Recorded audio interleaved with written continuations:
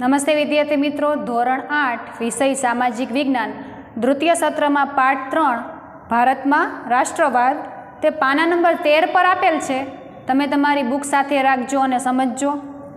રાષ્ટ્રવાદ એટલે પોતાના રાષ્ટ્ર પ્રત્યે એકાત્મય અને ગૌરવની ભાવના. જરૂર પડે પોતાના રાષ્ટ્ર પ્રત્યે તન મન અને ધન ન્યોછાવર કરવા તૈયાર રહેવાની ભાવના. ભારતમાં રાષ્ટ્રીય જાગૃતિના પરિબળો ખાસ કરીને ઈસવીસન 1857ના પ્રથમ સ્વાતંત્ર્ય સંગ્રામ બાદ વિકાસ પામ્યા. એટલે કે ભારતમાં જે રાષ્ટ્રીય જાગૃતિ હતી એ ખાસ કરીને જે 1857નો સંગ્રામ થયો હતો, સ્વતંત્રનો સંગ્રામ, એના બાદ છે ખૂબ વિકાસ પામ્યા હતા. આધુનિક રાષ્ટ્રવાદનો સૌપ્રથમ ઉદ્ભવ યુરોપમાં થયો જોવા મળે છે. એટલે કે રાષ્ટ્રવાદની શરૂઆત ક્યાં થઈ હતી તો કે યુરોપમાં, એમ કહી શકાય. નવજાગૃતિ, ધર્મ સુધારણા, અમેરિકા અને ફ્રાન્સની ક્રાંતિઓ, ઇટાલી અને જર્મનીનું એકીકરણ વગેરે પરિબળોએ યુરોપમાં રાષ્ટ્રવાદનો ફેલાવો કરવામાં મહત્ત્વની ભૂમિકા ભજવેલી છે. ભારતમાં બ્રિટિશ શાસન હતું. બ્રિટિશરોના સંપર્કને પરિણામે ભારતીયોના રાજકીય, સામાજિક, ધાર્મિક અને આર્થિક દ્રષ્ટિકોણોમાં ફેરફાર આવ્યા.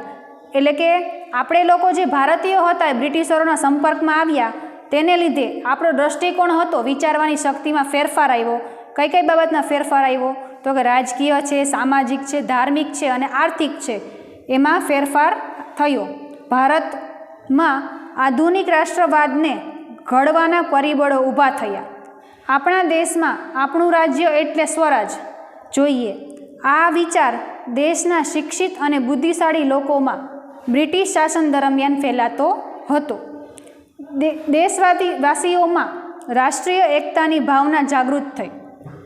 આવી રાષ્ટ્રવાદની ભાવના પેદા કરનારા પરિબળોનો આપણે અભ્યાસ કરીશું. હવે નીચે બધા પોઈન્ટ આપ્યા છે, એ રાષ્ટ્રવાદની ભાવના પેદા કરવાના પરિબળો છે.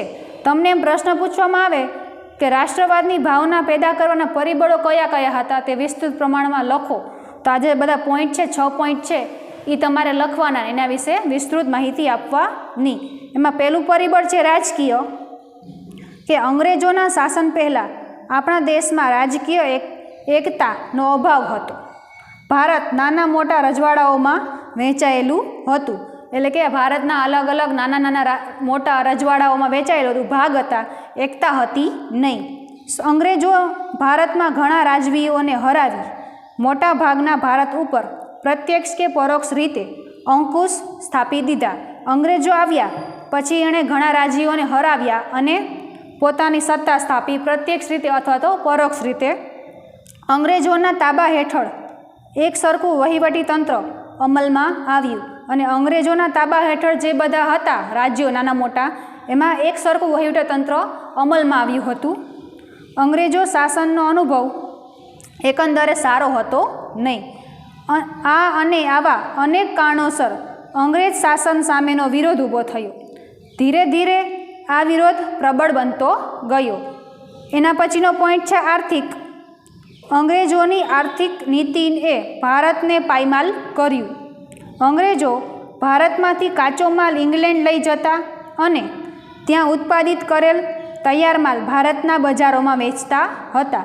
એટલે અહીંથી કાચો માલ ઇંગ્લેન્ડ લઈ જાય, પછી ત્યાં એ ઉત્પાદન કરે માલનું અને પાછું ભારતની બજારોમાં એ જ માલ વેચતા. ઇંગ્લેન્ડથી ભારત આવતા તૈયાર માલ પર નજીવી જકાત લેવાતી હતી, જ્યારે હિંદમાં ઉત્પન્ન થતા તૈયાર માલ ઉપર વધુ જકાત લેવામાં પરિણામે ભારતમાં ઉત્પન્ન થયેલો માલ મોંઘો પડતો. એટલે કે જે ઇંગ્લેન્ડમાંથી માલ આવતો એની જકાત ઓછી હતી ને જે અહીં ઉત્પન્ન થતો, અહીં આપણે બનાવતા માલ, એમાં જકાત વધારે હતી. એટલે પરિણામ શું આવ્યું કે અહીંનો જે માલ આપણે બનાવતા એ મોંઘો પડતો લોકોને અને ઇંગ્લેન્ડમાંથી જે માલ આવતો એ સસ્તો પડતો. જ્યારે ઇંગ્લેન્ડમાં ઉત્પન્ન થતો માલ ભારતમાં સસ્તો વેચી શકાતો હતો. આ હરીફાઈમાં ભારતના હસ્ત ઉદ્યોગ ધંધા ટકી શક્યા નહીં. એટલે આને લીધે શું પરિણામ આવ્યું કે ભારતમાં જે નાના મોટા હસ્ત ઉદ્યોગો હતા ને ઉદ્યોગો ધંધા એ ભારતના ટકી શક્યા નહીં. પરિણામે કારીગર વર્ગ હતો બેકાર બન્યો. ભારતના ભોગે ઇંગ્લેન્ડને સમૃદ્ધ બનાવવાની અંગ્રેજોની નીતિ સામે પ્રજામાં રાષ્ટ્રીય જાગૃતિ વધી.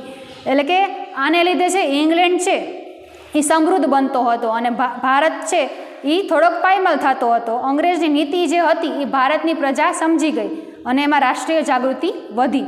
ત્રીજો પોઈન્ટ છે વાહન વ્યવહાર અને સંદેશા વ્યવહાર.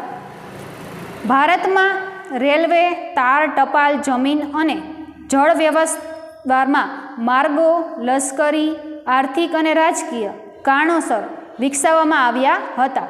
એટલે કે જે રેલ છે, તાર છે, ટપાલ છે અને જળમાર્ગ હતો, જળ વ્યવહાર હતો, જળમાર્ગ કહી શકીએ, એ શેના લીધે વિકાસ પામ્યો હતો? તો કે લશ્કરી સહાય માટે, આર્થિક અને રાજકારણી કારણોસર વિકાસ પામ્યો હતો. છતાંય તેનાથી દેશના લોકોમાં લાભ થયો અને આને લીધે શું થયું? લોકોના દેશમાંને લાભ થયો હતો. આ સંશોધનોના ઝડપી વિકાસથી વિશાળ દેશમાં માનવી એકબીજાની નજીક આવ્યો હતો. કે રેલવે છે, તાર છે, ટપાલ છે, જળમાર્ગ છે, જમીન માર્ગ છે, એને લીધે શું લોકો એકબીજાના વધારે નજીક આવ્યા. કારીગર અને વેપારી વર્ગ ધંધાર્થે એકબીજાના પ્રદેશમાં જવા લાગ્યા. એટલે એક પ્રદેશમાંથી બીજા પ્રદેશમાં કારીગરો છે, વેપારી વર્ગ છે, એ જવા લાગ્યા. તેમની વચ્ચે વિચારોની આપલે વધી. તેમના સંપર્કો વધવાથી જ્ઞાતિ, કોમ અને પ્રદેશના ભેદભાવો ઓછા થયા.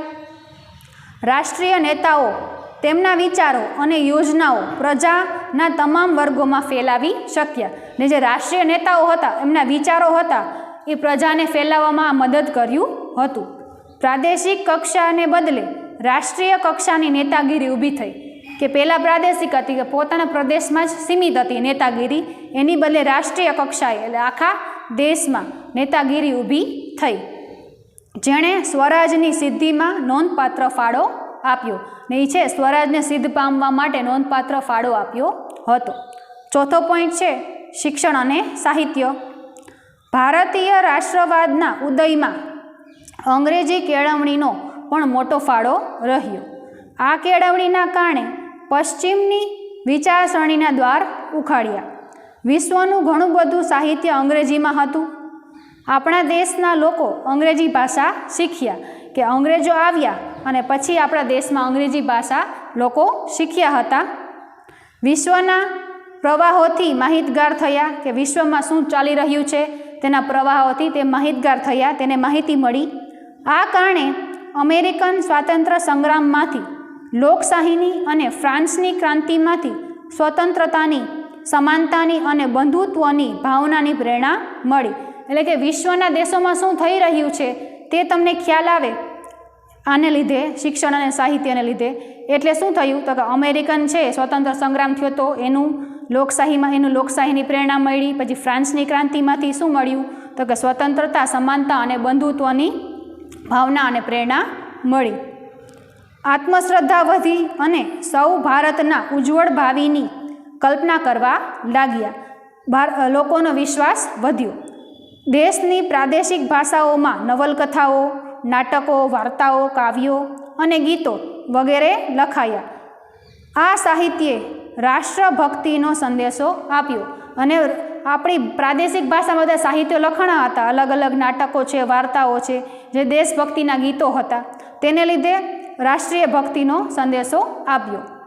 પાંચમો પોઈન્ટ છે વર્તમાનપત્રો. રાષ્ટ્રીય ચેતના ફેલાવવામાં વર્તમાનપત્રોનો નોંધપાત્ર હિસ્સો હતો. બંગાળા, મુંબઈ અને મદ્રાસ તથા બીજા પ્રાંતોમાં પ્રસિદ્ધ થતા અખબારોએ સરકારની નીતિઓની ટીકા કરી, લોકોમાં રાષ્ટ્રીય ભાવના જાગૃત કરી.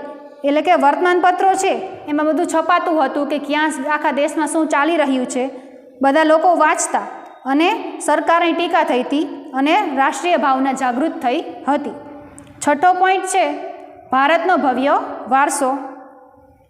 પાશ્ચાત્ય પુરાતત્વવિદ એલેક્ઝાન્ડર કનિંગહામ તથા તેમના મદદનીશોએ ભારતના અનેક પ્રાચીન સ્થળોએ ખોદકામ કર્યા.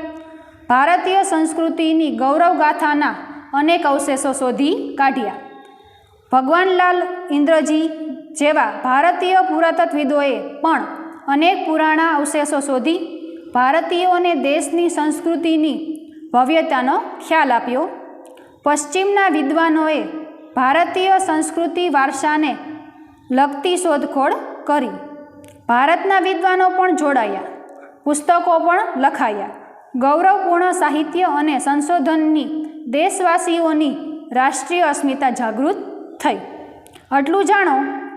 પાશ્ચાત્ય વિદ્વાનો મેક્સ મુલર, વિલ્સન, ફ્યુક્સન, હુલહર, ફ્લીટ તથા ભારતીય વિદ્વાનો છે રાજેન્દ્રલાલ મિત્ર, રામકૃષ્ણ ગો ભાંડકર, હરિપ્રસાદ શાસ્ત્રી વગેરેના લખાણોએ ભારતમાં વેદો, ઉપનિષદો, રામાયણ, મહાભારત, ગીતા, સ્મૃતિ, પુરાણો વગેરેનું મહત્ત્વ લોકોમાં સમજાવ્યું. વિદ્યાર્થી મિત્રો, આપણે અહીં સુધીના પોઈન્ટ આજે સમજી ગયા. એના પછીના પોઈન્ટ છે જે હિન્દી રાષ્ટ્રીય મહાસભા, એ આપણે નેક્સ્ટ વિડીયોમાં અભ્યાસ કરીશું.